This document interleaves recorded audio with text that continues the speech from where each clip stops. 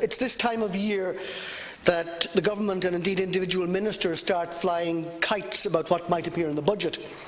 One kite floated in the newspapers this week was that the Minister of Finance, Paschal Donohoe, is considering a capital gains tax break, charging less than half of the regular amount of tax due on the sales or development of vacant property.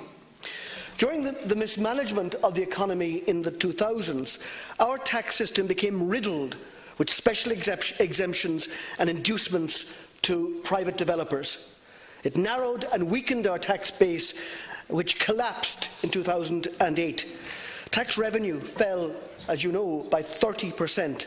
That's not normal in any developed economy. And yet the Minister of Finance seems prepared to again consider the same failed strategy. He shouldn't. A second flaw in the approach is that tax breaks create perverse incentives. Instead of business investing in the basis of developing goods and services to meet people's needs in our society, tax breaks drive money to invest in a tax product which offers the best return. And we can see the result in poorly planned or poorly constructed buildings right throughout the Celtic Tiger period. The third problem with the Minister's approach, as published, is that it is all carrot and no stick. After 15 years of a prolonged housing boom from the 1990s, we still had a situation when we saw trees growing out of crumbling, derelict buildings all around our towns and city centres.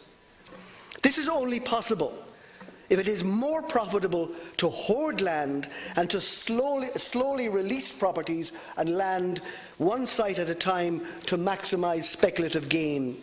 And there is currently no penalty for the owners of property doing just that. The only way to end land hoarding and speculation is to introduce taxes and duties on property owners.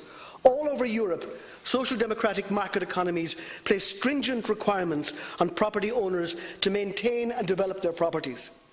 Put simply, owners of vacant property should use it or lose it. People's urgent need for housing can't wait. Any serious economic analysis quickly reveals that tax breaks are the wrong way to boost housing supply. That was the failed strategy of the past. So I ask the Taoiseach, will you confirm that property tax breaks will not be proposed in the upcoming budget, so that we do not, yet again, repeat the failed and disastrous policies of the past? Thank you, Deputy Howlin. Well, Deputy, as you well know, as a former Minister for Public Expenditure, the debate around the choices for Budget Day generally happen around Budget Day. And there's all sorts of speculation and kite flying, mostly actually not from ministers, but from other people, trying to provoke responses from government to get an idea of what's going to happen or not going to happen on Budget Day. And I suspect this is another example of that. But undoubtedly, this is a budget that will be focused on housing, will be focused on trying to help increase supply. The government has already committed a huge amount of extra capital resources to driving supply, and it's working. We've changed the planning system, and it's working.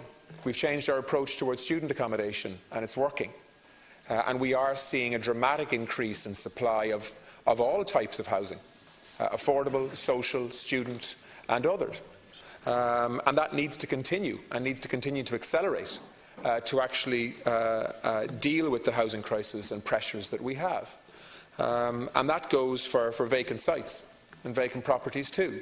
That's why we're introducing a vacant site levy, which will increase after the first year and will be a real driver, I believe, to ensure that sites are not purchased to hold on to for the medium term in a speculative way, but instead are delivering housing, which is what they need to deliver. So I'm not going to confirm or deny any decisions that Minister Donohoe is going to propose to Cabinet and to make. Certainly I haven't had any discussion on the issue that you've raised today, but I suspect there will be a lot of speculation and a lot of discussion and debate in advance of Budget Day.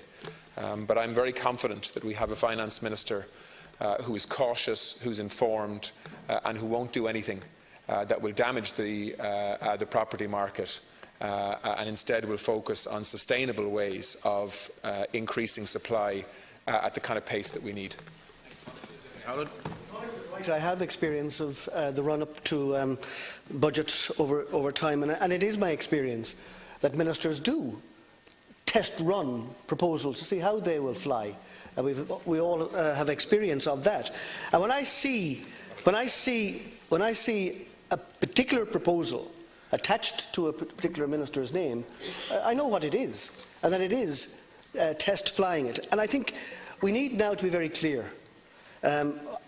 If this budget is to be about housing, it can't be about the policy platforms that delivered an economic collapse.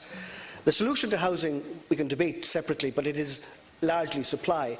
And the notion that you've already suggested as a government of giving public lands that we had to defend to keep in public ownership now to private developers, where 60% of the housing to be developed is by definition unaffordable, if only 40% is to be affordable, that's the wrong way to go. And if that is to be compounded by actually giving further tax incentives and tax breaks to the developers, then we've learned nothing over the decade of economic collapse. And I would ask you, Taoiseach, to express your own view that this is not the way to go. Thank you, Deputy Taoiseach, to conclude.